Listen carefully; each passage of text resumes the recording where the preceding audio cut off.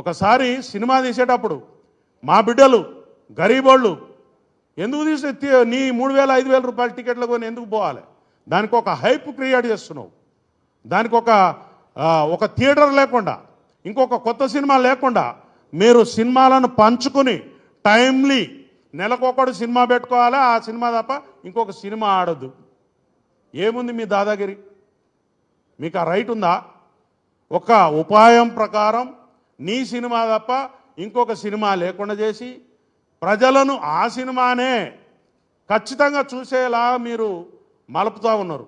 ఒక canal water పోతుంటే ఏ పంట పొలంలోకి మలపాలనో రైతుకు తెలిసిన లాగా మీరు దీన్ని పండించుకుంటున్నారు. సినిమా టాకీస్లా రేట్లు 100 రూపాయలు, 50 రూపాయలు, 20 రూపాయలు ఉంటుండే. ఆ రేట్లు 100 పక్కన 4 సున్నాలు, 25 పక్కన 2 సున్నాలు. ఏంటిదండి ఇది? What is this? నిన్నెవరు మేము బతిలాండమా మా కోసం ఒక ఇట్లాంటి సినిమా తీసి పెట్టని?